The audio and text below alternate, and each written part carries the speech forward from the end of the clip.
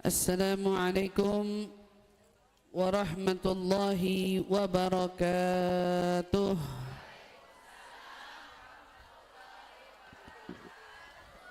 Ini yang di luar dengar jelas apa enggak?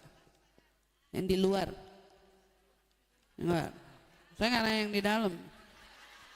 Yang di luar jelas ya. Alhamdulillah. Alhamdulillah. Alhamdulillahi rabbil alamin. وبه نستعين على أمور دنيا والدين والصلاة والسلام على أشرف الأنبياء والمرسلين سيدنا وحبيبنا وشفيئنا وقرة أعيننا محمد صلى الله عليه وعلى آله وصحبه وسلم سبحانك لا علم لنا إلا ما علمتنا إنك أنت العليم الحكيم ربي زدنا علما warzuqna fahman amin amin ya rabbal alamin. Allahumma inna nas'aluka ilma ladunni wal mashraba safiyal haniya wa hab ya ghani. Allahumma inna nas'aluka ilma ladunni wal mashraba safiyal haniya wa hab ya ghani. Allahumma inna nas'aluka ilma ladunni wal mashraba safiyal haniya wa hab ya ghani. Alhamdulillah thumma alhamdulillah. Limpahan syukur, mari sama-sama kita panjatkan kehadirat Allah Subhanahu wa Ta'ala yang mengumpulkan kita bersama-sama lagi menghadiri majelis ilmu, majelis ta'lim Ummul Hasanain. Yang alhamdulillah kita hari ini berkumpul bersama, tidak kita sadari ternyata kita sudah berada pada tawakufan majelis ini. Pertama kita doakan dulu sahibatul baitnya Syarifah Naila Al-Haddad serta segenap keluarga. Mudah-mudahan Allah Subhanahu wa taala panjangkan umurnya, Allah sehatkan badannya, berkahi kehidupannya, anak keturunannya dan juga majelis taklimnya insyaallah menjadi majelis taklim yang dicurahkan banyak kebaikan dan kemanfaatan untuk ajaran Nabi besar kita Muhammad sallallahu alaihi wasallam. Amin amin ya rabbal alamin. Alhamdulillah thumma alhamdulillah. Sebagaimana orang jalan pasti akan bertemu dengan tempat perhentian, begitu juga kegiatan-kegiatan waktu kita ternyata ada juga waktunya henti, dan itu juga mengajarkan kita layaknya kehidupan, bahwa setiap kehidupan dari kita nanti akan ada ujungnya, yaitu habis. Disinilah kita belajar memetik hikmah. Kalau perjalanan ada tempat berhenti, pengajian rutin pun ada tawakufnya, maka persiapan kita bersama mempersiapkan diri. Adakah kesempatan lagi kita kembali berjumpa? Nah, gitu. Dan inilah yang perlu kita sama-sama resapi. Wah ustazah, kita mesti positif dong. Kalau kita insya Allah panjang umur ketemu lagi, emang maunya begitu? Betul apa enggak? Tapi masalahnya itu bukan pada kuasa kita, melainkan itu ada pada kuasa Dia yang mengatur segalanya. Kenapa ada perasaan khawatir kalau kita mungkin nanti nggak ketemu lagi? Kenapa? Karena Allah mau ngajarin kita betapa berharganya momen kita saat ini. Kalau rasa khawatir itu nggak datang, nggak ada orang yang menghargai perjumpaan. Gak ada orang yang menghargai momen kebersamaan, karena mikirnya bakal sama-sama terus, mikirnya bakal balik lagi ketemu. Kenapa orang soleh dalam doanya bahkan begitu masuknya bulan Rajab langsung doanya Nabi yang kita hafal dan kita diajarkan, Allahumma barik lana fi Rajab wa Sya'ban. Kenapa? Sudah ketemu Rajab, tidak berkah. Insya Allah ketemu dengan Sya'ban pun yang diharap berkah. Tapi ada satu doa yang diharap lain. Rajab sama Sya'ban berkah mintanya, tapi ketika nyebut Ramadan, mintanya waballighna Ramadan. Sampaikan lagi kita ketemu dengan Ramadan. Makanya orang soleh itu kalau udah ketemu sama Ramadan, yang ditakutin, takut ini jadi Ramadan terakhir. Betul apa enggak? Gitu, takut ini jadi Ramadan terakhir. Kok bisa? Husnudzon aja, tahun depan ketemu lagi. Itu harapan, itu doa. Kalau kita enggak punya perasaan itu, kita tidak akan pernah ada yang menghargai arti waktu. Kita jadi nggak paham. Oh ternyata kebersamaan duduk di majelis ilmu seperti ini tuh mahal. Kebersamaan dalam menuntut ilmu bersama dengan para guru itu mahal. Bersama bisa berbaca sholawat maulid Nabi besar Muhammad SAW bersama-sama itu mahal. Kalau kita selalu percaya diri dengan merasa ada besok, nggak sempat hari ini, ada besok. Kalau perasaan itu terus ada sama diri kita, nggak akan ada dari kita yang tahu harganya waktu. Makanya di dalam amal soleh nggak ada kata besok. Amal soleh adanya hari ini. Begitu juga majelis ilmu. Majelis ilmu itu bagian daripada amal soleh. Maka untuk menuntut ilmu tidak ada kata hari esok. Adanya hari ini. Kesempatannya sekarang ini. Dan alhamdulillah tsumma alhamdulillah, tawakufan itu bukan artinya selesai. Tapi tawakufan itu ada untuk memberi kita jeda dan rasa mengerti bahwa ini itu berharga di hati kita. Buat kita besok punya persiapan.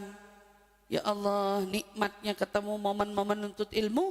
Maka ketika nanti waktunya kita dudukan di rumah, apa yang kamu rindukan?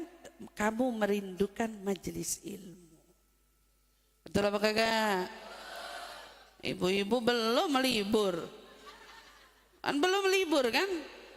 Ngebayanginnya aja rasa udah ya Allah. Ini yang ngomong yang ngaji mulu bukan? Oh, takutnya gitu ya. Kalau kata Ustaz Alu ya, kita mah yang ngajar pengennya cepet-cepet libur.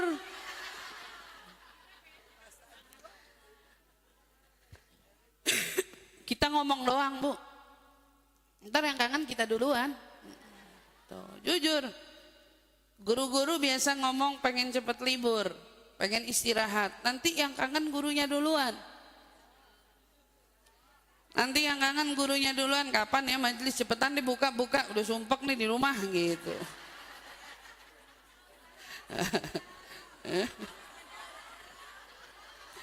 Selalu ya belaga ini ya.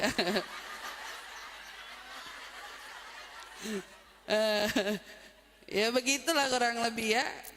Kenapa semua itu ada? Buat ngajarin kita artinya.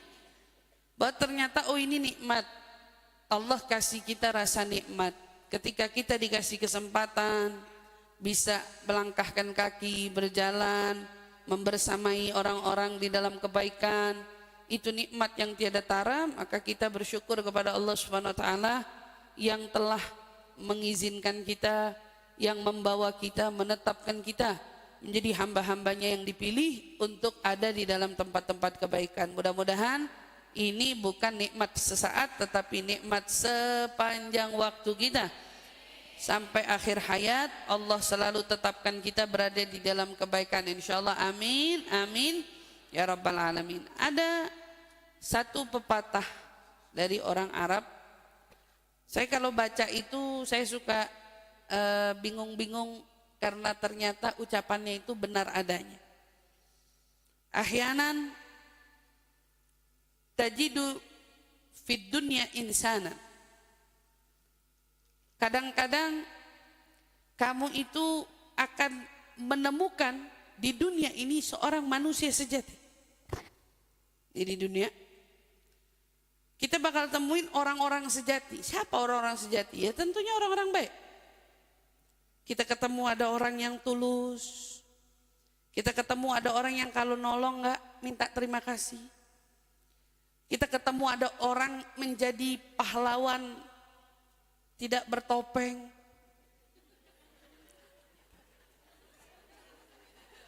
Ya.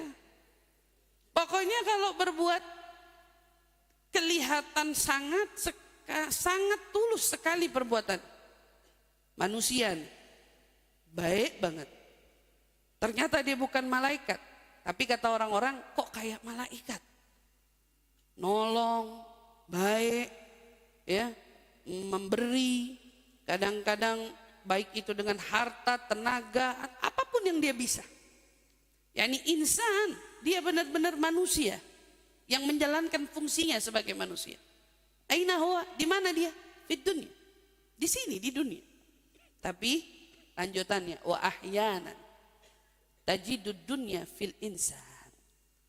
Tapi sesekali aku juga menemukan dunia ada pada manusia. Ketika aku menatap seseorang, aku tidak melihat dia sosok manusia. Tetapi ketika aku melihatnya, aku melihat sosok dunia ada pada dirinya. Ini dua hal beda. Satu, lihat manusia di dunia. Yang satu, lihat lihat dunia ada di manusia. Ini jangan dianggap remeh kata-katanya. Ketika orang melihat manusia, itu dianggap manusia doang. Manusia itu mahal. Karena orang kalau udah keluar jalur, kata-kata yang suka diucapkan untuk dia, ini manusia atau bukan. Kan gitu. Ente ini manusia apa bukan sih? Kok bebel banget otaknya? Ini contoh. Kamu tuh manusia apa bukan sih? Kok segini nggak berperasaannya? Nah, jadi kan artinya apa? Ini orang nggak menjadi manusia. Ketika orang keluar dari kebaikan, maka kata manusia keluar dari dia. Ketika ada orang yang tanpa berperi kemanusiaan, berbuat seenaknya, zalim, ngatain orang semaunya, walaupun mulut di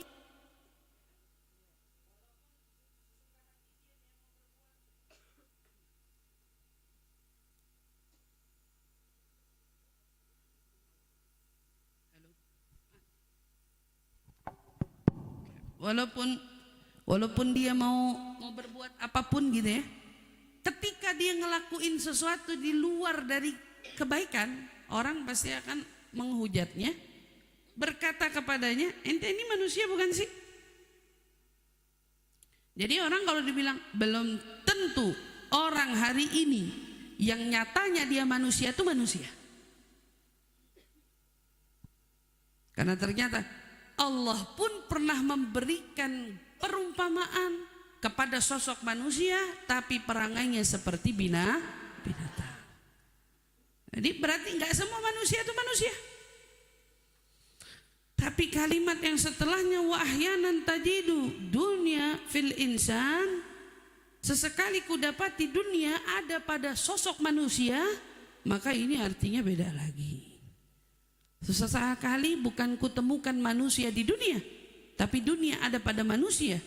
Sifatnya dunia, caranya dia seperti dunia. Emang dunia itu apa? Innamad dunya la'ibun walahu. Suka ketemu sama orang yang senengnya main bercanda mulu, seneng-seneng mulu, gak demen serius. Apaan sini belajar mulu, ngapain serius-serius hidup? Hidup tuh harus santai-santai, hidup tuh harus enak. Tahu nggak itu tuh sifat siapa? Itu sifat dunia. Innamad dunya la'ibun walahu wa tafakharun. Kata Allah, dunia itu tempatnya senda gurau, tempatnya main. Maka ketika manusia senangnya berperilakunya main-main aja, bercanda-bercanda aja, membuang-buang waktunya begitu saja, maka berarti itunya apa? Sifat yang ada pada dirinya dunia. Dunia ada sama dia. Wa tafakharun. Ternyata manusia punya sifat lain. Bukan manusia, dunia. Dunia punya sifat lain. Apa tuh? Tafakhur. Senangnya itu main unggul-unggulan. Suka nggak kita temu? Orang demen unggul-unggulan, demen saing-saingan, demen pengen kelihatan lebih-lebihan. Oh, ana lebih daripada dia, ana mesti lebih dari dia, saya harus lebih kelihatan dari dia, saya harus lebih. Makanya orang begitu jalan yang terlalu kepengen dilihat, pasti banyak antik-antikan, pernak-pernik aneh-aneh di dalam dirinya. Kenapa? Karena dia pengen dilihat. Orang gak usah lihat yang lain, lihat aja kita, lihat dia. Maka yang paling dia mau tafakhur, pengen nunjukin kelebihan-kelebihannya, pengen nunjukin dirinya. Ini bukan manusia, ini sifat dunia yang ada pada diri manusia. Maka tugasnya kita nih, jagain diri kita. Jangan sampai kemuliaan insan, manusia yang sepatutnya mulia ada pada kita, lepas karena kita gak sadar, karena kita masukkan dunia pada diri kita. Jadi dunia itu bukan tentang hanya cinta harta. Dunia itu bukan gambarannya hanya dengan apa? Hanya dengan kita seolah-olah ketakutan miskin. Sesekali kita lupa bahwa sesuatu yang menjadi sifatnya dunia kerap kali juga ada pada sifatnya manusia. Dan kita jangan sampai ketika orang melihat kita, orang apa melihatnya? Dunia, bukan melihat insan. Padahal gak usah banyak-banyak, cukup jadi insan aja, cukup jadi manusia aja, itu berharganya luar biasa. Berharganya luar biasa. Maka kaum sholihin tuh bilang, pengen jadi manusia sejati, manusia yang benar-benar, itu memang gak usah banyak-banyak rumusnya. Satu, jangan mudah membenci. Perkara mudah membenci ini kadang-kadang sesuatu di luar kontrol. Kita kadang-kadang gak ada angin, gak ada hujan, kok aneh gak demen nih. Ada yang suka punya pengalaman begitu. Kok tiba-tiba aneh kok kayaknya gak demen nih. Ini kenapa ya? Gak tahu. Kok bisa gak demen? Nah itu mestinya kamu harusnya lebih bingung lagi. Ada apa sama diri kamu? Cinta saja butuh alasan, masa benci gak ada alasan? Aneh. Orang mencintai itu butuh alasan. Alasan mencintaimu apa? Ketika membenci kamu juga harus punya alasan. Alasanmu membenci apa? Gak mungkin orang gak suka gak ada alasan.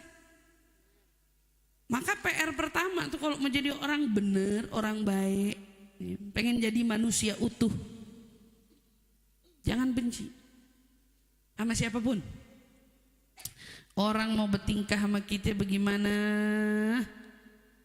ya belajar. Kata Allah, jangan benci siapapun. Kata Nabi, wala tabaghadu, jangan pernah saling benci, karena itu penyakit. Kadang-kadang benci nggak punya alasan.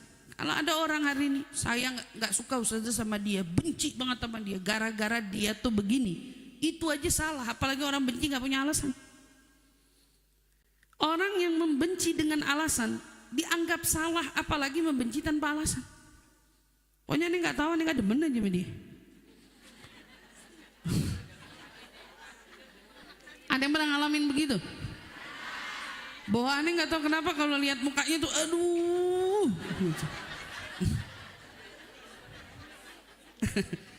Tuh, baik-baik tuh. Orang kalau aneh nggak suka karena sesuatunya itu dianggap salah dalam agama. Karena hukum membenci cuma boleh pada perbuatan, nggak boleh pada orang. Jadi kalau kamu mau nggak suka,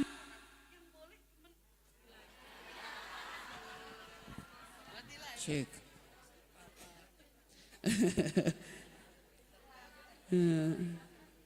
Ini kayaknya jin benci lagi gedek.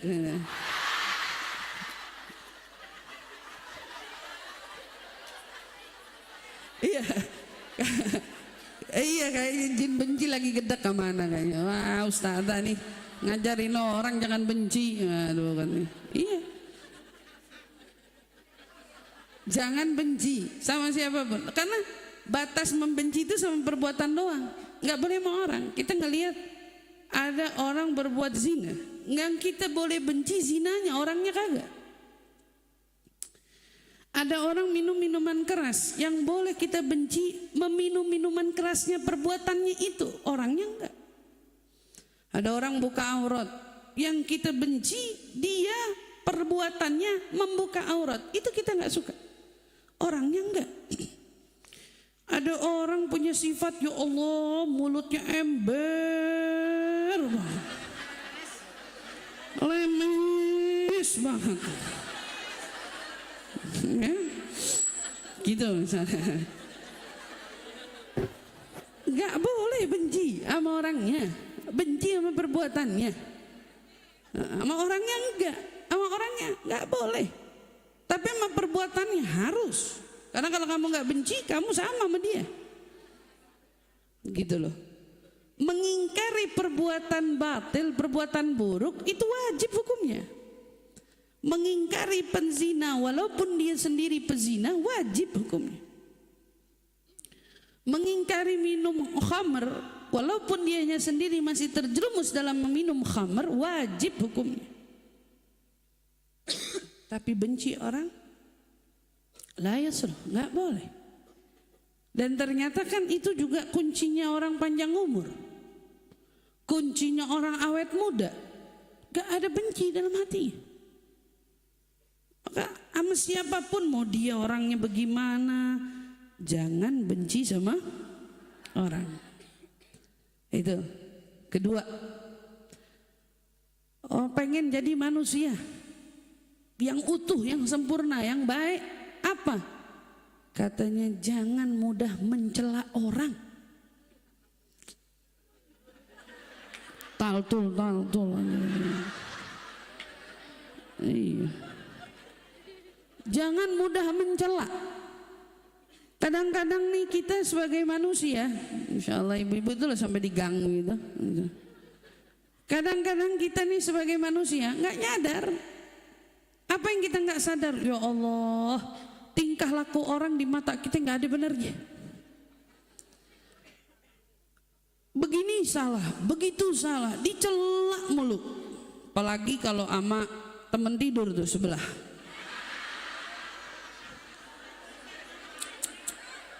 Ngoroknya salah, jalannya salah, pakai baju salah, makan salah, minum salah,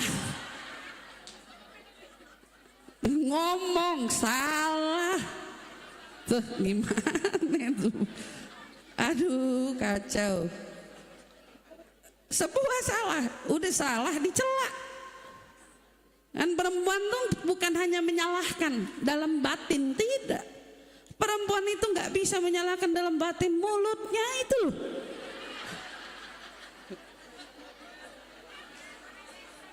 Betul apa kagak? Tuh, hidup perempuan.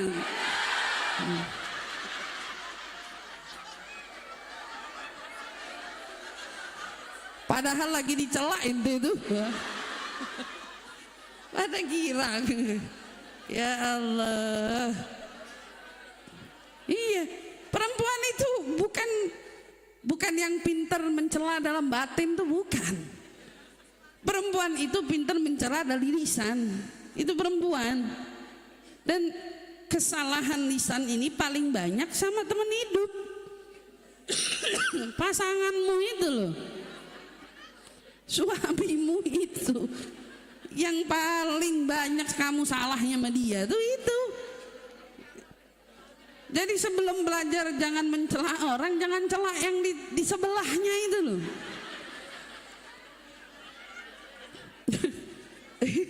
Kalau ngomong, kamu tuh bisa nggak sih minum begini, kamu bisa nggak sih makan begini, kata suaminya, kenapa saya di rumah tapi berasa nggak kayak di rumah?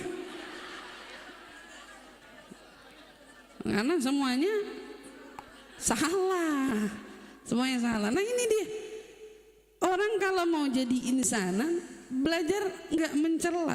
Berarti ustazah kalau nggak mencela nih mulut geregetan, gatel rasanya, tuh nggak sabaran ya. Kalau nggak diomongin akhirnya kita yang ngebatin. Siapa yang suruh kamu ngebatin? Makanya belajar untuk tidak mencela. PR-nya apa? Bukan menahan diri aja. Kalau menahan diri, ya iya, kamu bisa masuk UGD.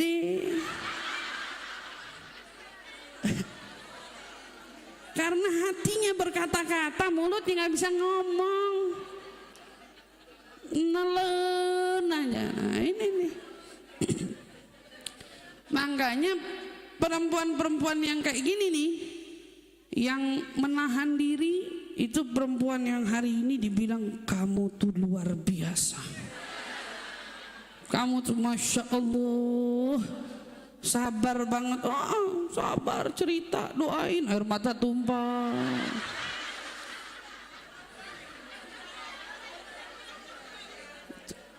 Bukan begitu konteksnya. Konteksnya emang kalau jangan mencela, berarti yang perlu dilurusin cara pandangnya. Kenapa kita suka jadi orang yang mencela? Karena kita memandang itu dengan kesalahan. Jadi kalau kamu punya anak nih, anak kamu bilangin abis mandi, anduknya ditaruh. Pelajaran sederhana. Kamu punya aturan, habis mandi anduk ditaruh, mau itu sama anak, mau itu sama suami misalnya. Tapi ternyata ketika tidak dilakukan, apa yang muncul di kepalamu? Salah langsung. Salah. Siapa yang memberi fatwa kesalahan itu? Itu kita sendiri. Ada aturan Allah. Ketika kamu salah, kamu bilang innallaha ghafurur rahim. Ini aturan agama loh. Al-Quran tulisannya, hadis Nabi tulisannya. Begitu kita nyimpang, innallaha ghafurur rahim. Siapa kamu ngatur aturan orang nggak boleh salah? Ketika anakmu terlupa meletakkan handuk pada tempatnya, siapa yang mengharamkan dan menghalalkan itu? Kita sendiri kan. Yang dilakukan anak-anak ini salah. Lalu muncullah celaan. Udah gede, masih belum ngerti-ngerti juga. Punya kuping kagak sih? Mama ngomong sama tembok ya. Gitu kan kalau ngomong. Iya. Kayaknya mama mendingan ngomong, apalagi kalau dia punya piaraan kucing di rumahnya. Mama mendingan ngomong sama, panggil kucingnya Leo kayaknya. Karena kalau ngomong sama si Leo, Leo nurut. Kata dia, Leo lebih dengerin mama daripada kamu. Padahal mama lahirin kamu, bukan lahirin Leo katanya. Kenapa mindset itu bisa ada? Iya. Jadi kalau ada pesan jangan mencela, Ustazah nggak segampang itu. Emang. Tapi yang saya mau kasih tahu, kenapa kita mudah mencela? Karena kita selalu melihatnya dengan kacamata salah. Ada teman kita berbuat sesuatu yang dianggap oleh aturan prinsip kita itu salah. Ketika dia melakukan itu, kamu langsung bilang salah. Masalahnya, Allah udah ngingetin, jangan pernah bikin hukum sendiri. Karena kalau kamu bikin hukum sendiri, oh hebat. Kapan kita bisa jadi sempurna untuk orang yang mengatur hukum? Kita bakal dicela balik. Nabi aja yang sesempurna itu ketika mengajarkan orang, yaitu kaumnya ketika itu untuk menuju jalan kebaikan, segitu sempurnanya Nabi gak diterima loh. Lah apalagi kita nih manusia biasa, mau jadi manusia aja kita belajar. Untuk jadi orang jujur kita belajar, untuk jadi orang yang tawadhu kita belajar, untuk jadi orang jujur kita belajar, untuk jadi orang sungguh-sungguh kita belajar. Maka ketika kita tahu semua proses itu nggak mudah, Bu, jangan mudah mencela atau menyalahkan orang. Itu PR banget tuh. Karena selama ini kebanyakan kesalahan-kesalahan orang yang ada pada kita itu adalah aturan kesalahan yang kita buat sendiri. Karena udah jelas hukum Allah. Ketika kamu lihat ada orang nggak sholat, tegur dengan pelan, bukan dengan marah-marah. Ini aturan Allah. Lagi mana kalau kita bikin aturan sendiri? Ketika aturan kita ternyata nggak berjalan dengan baik, kita bisa bebas semarahnya itu? Enggak.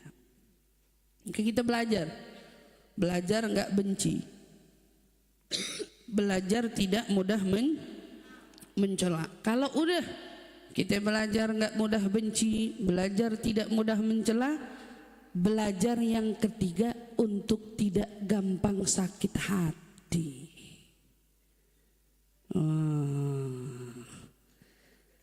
Katanya susah tuh, susah tiga-tiganya. Saya kan saya juga manusia ya. Saya bukan malaikat. Bukan, saya juga manusia kan ya. Jadi kita sadar sesuatu, kadang-kadang kemarahan, kekesalan atau perbuatan orang yang terjadi di sekitaran kita itu masuk memang gak ketuk pintu. Marah masuk tiba-tiba. Sakit hati nih berasa di sini nih juga tiba-tiba. Jadi kalau ada istilah sakitnya tuh di sini, memang bukan di sini, bukan di kaki tiba-tiba. Nggak pernah kan ibu nemu ada orang lagi nangis sesegukan yang dipegangin kakinya, nggak ada. Memang sakit berasa, oh ada sesuatu, ada sinyal yang dikasih sama Allah buat kita ngerasain rasa sakit. Rasa sakit yang itu nggak pernah datang ngetok pintu. Tapi kalau kita dalamin lebih dalam, kok bisa sakit ya? Ada apa ya? Gigi itu nggak tiba-tiba sakit. Ada sarafnya bermasalah. Gigi itu nggak tiba-tiba sakit, ada yang bolong. Betul apa enggak? Nggak ada orang banyak kok kelihatan giginya kelihatan sehat tapi ternyata sarafnya bermasalah. Sesuatu yang nggak terlihat. Sadar nggak sih? Kadang-kadang hati kita yang sakit karena juga ada yang bermasalah. Ketika kita merasakan sesuatu di sini ada yang bermasalah. Nah, tahu nggak permasalahan yang paling banyak terjadi? Kalau orang giginya ngilu, berarti kan udah pasti kata sarafnya yang bermasalah. Gitu, gusinya lah atau apalah itu misalnya. Nah ini kalau ini nih paling dasarnya. Kok bisa saya ngerasain sakit hati? Paling dasarnya. Karena kamu punya harapan lebih. Ingat itu. Kamu punya harapan lebih. Gak ada orang sakit hati sama orang yang gak dikenal. Orang sakit hati seringkali dengan orang yang dia kenal. Bukan cuman kenal, seringkali dia dekat. Seringkali sudah punya hubungan erat. Kadang-kadang ada jalinan ikatan.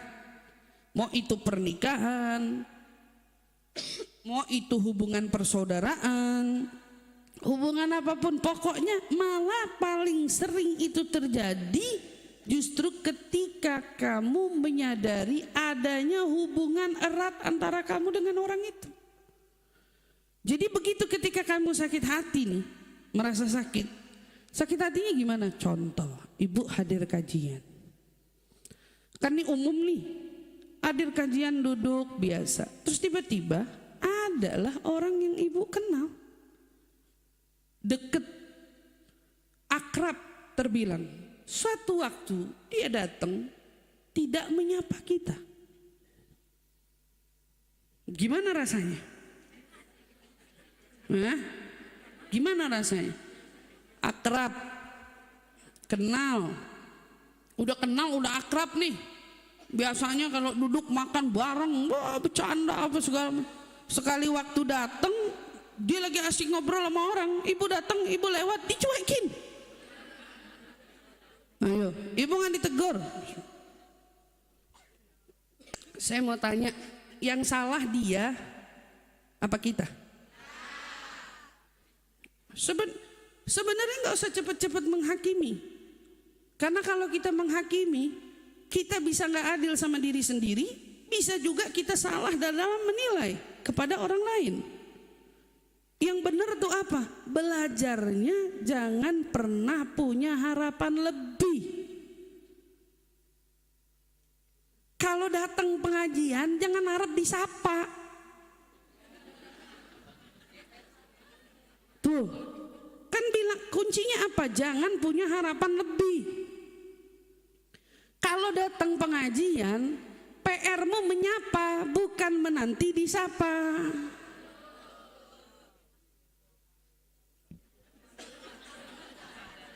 Tahu nggak?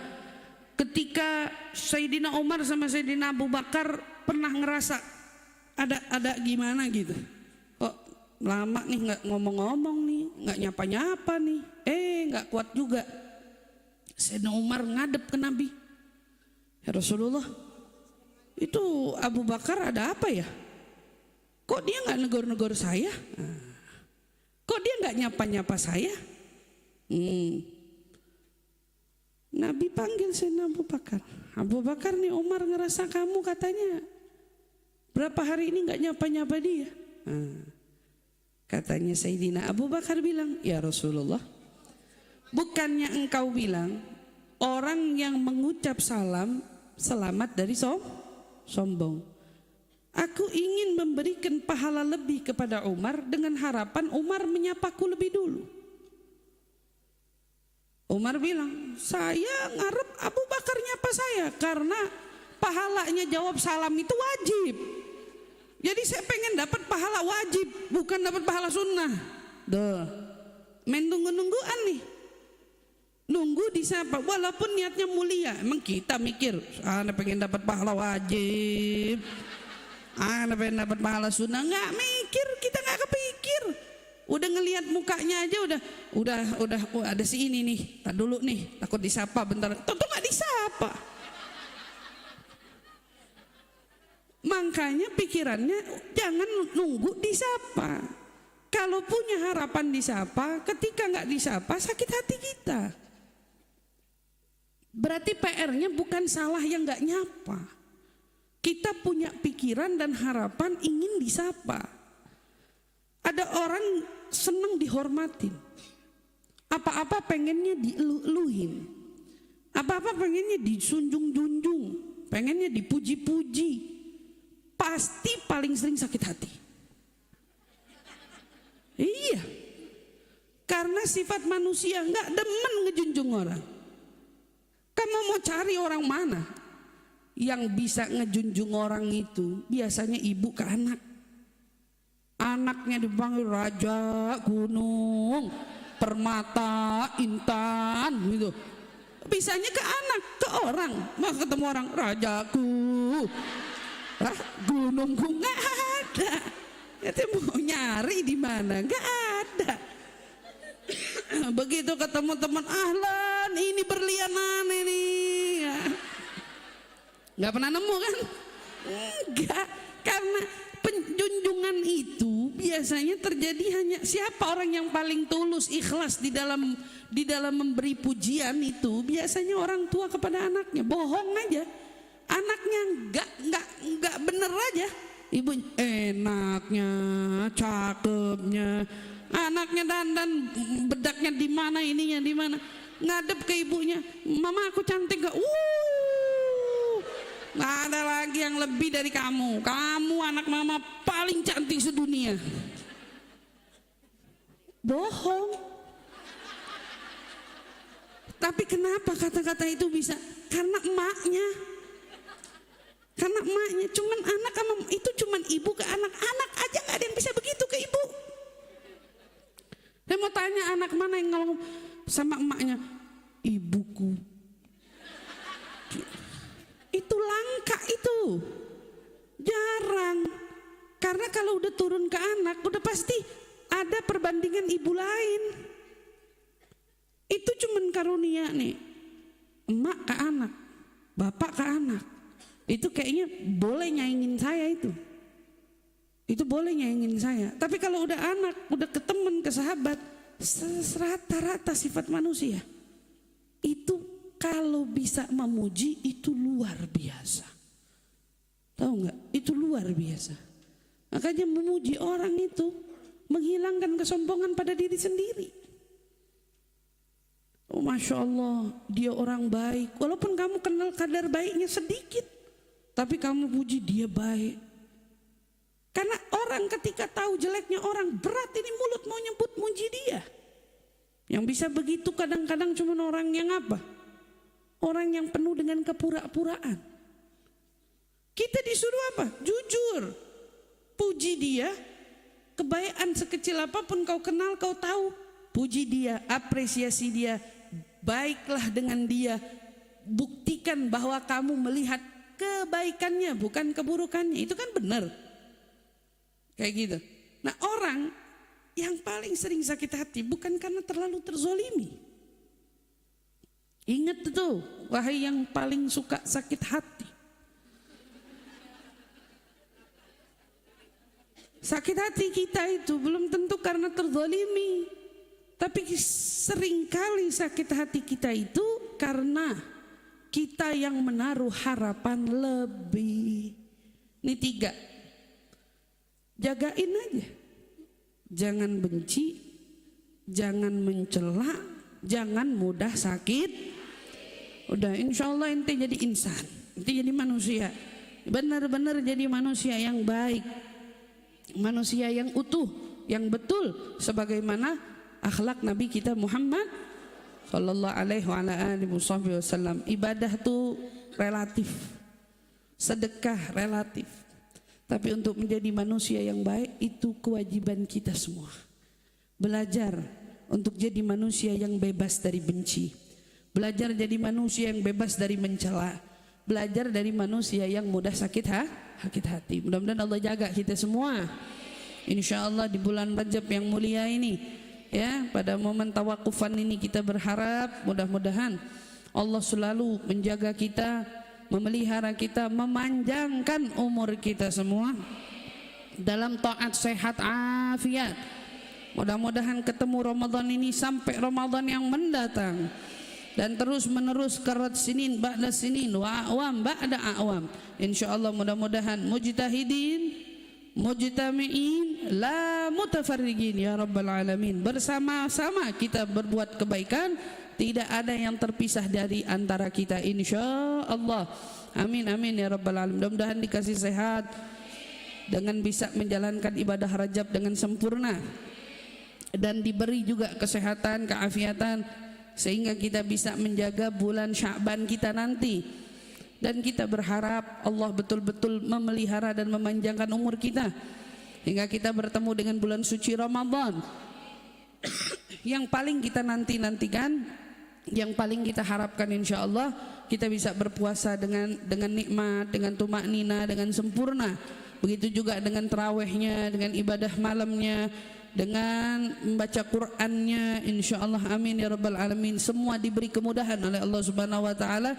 Jauhkan kemalasan dari kita, jauhkan dari godaan-godaan hawa nafsu kita, insyaallah amin amin ya rabbal alamin. Insyaallah mudah-mudahan segenap daripada hajat kita, dari hajat dunia maupun hajat akhirat, insyaallah mudah-mudahan semuanya digabulkan oleh Allah Subhanahu wa taala. Amin ya rabbal alamin. Kita bacakan suratul Fatihah binatu syifa kepada yang sakit-sakit, yang kurang sehat, mudah-mudahan Allah angkat penyakitnya, Allah berikan kesembuhan, kesehatan, keafiatan.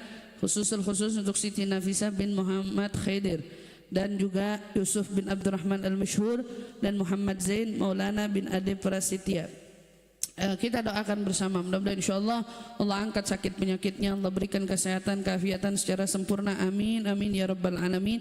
Bismillahirrahmanirrahim. Allahumma rabban nas adhibil bas isyu anta syafi wa afi antal ma'afi la shifa illa shifauka shifaan la yughadiru sagaman wala alama ya kafi ya wafi ya hamid ya majid irfa'anna wa anhum jami'an kulla ta'bin syadid واكفنا واكفيه من الحد والحديد والمرض الشديد والجيش العديد واجعلنا واجعلهم يا رب نورا من نورك وعزا من عزك ونصرا من نصرك وبهاء من بهائك وعطاء من عطائك وحراسة من حراستك وتأييدا من تأييدك يا ذا الجلال والإكرام والمواهب العظام أسألك أن تكفينا وتكفيهم جميعا من شر كل ذي شر إنك أنت الله خالق الأكبر وصلى الله تعالى على سيدنا محمد وعلى آله وصحبه وسلم يا ماء زمزم يقرئكم السلام ويقول لك ألا تضرني ويقول لك أن تكون شفاء من كل داء على هذه النية وكل نية صالحة جامعة شاملة وعلى من وطالبها وعلى من وشاربها وعلى من وسلفنا الصالحين وإلى حضرة النبي محمد صلى الله عليه وسلم الفاتحة.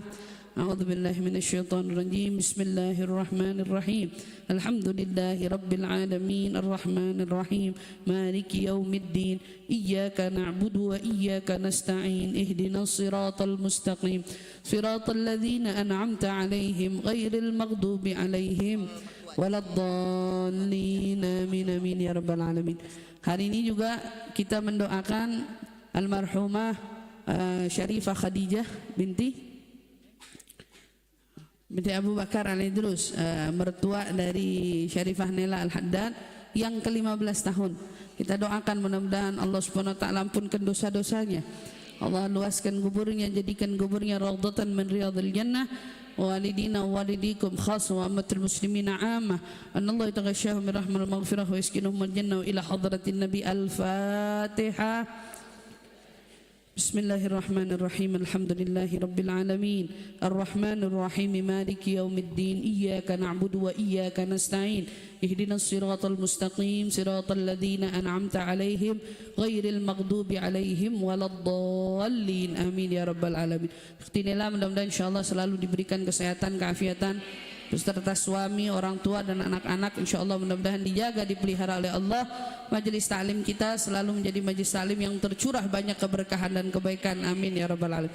Ibu-ibu, karena ini majelis tawakufan, saya selaku guru tetap mohon dibukakan pintu maaf yang sebesar-besarnya. Nah, dimaafin nggak ibu-ibu? Kalau ada salah saya yang sengaja maupun tidak, karena kita mau bertemu bulan-bulan baik setelah ini, insyaallah ibadah kita semua ibadah yang diterima oleh Allah Subhanahu wa taala. Ibu-ibu yang pada punya salah semua udah pada saya maafin dari hati saya yang paling dalam insyaallah. Terima kasih banyak buat semua perhatian, kurang lebihnya mohon maaf. Wassalamualaikum warahmatullahi taala wabarakatuh.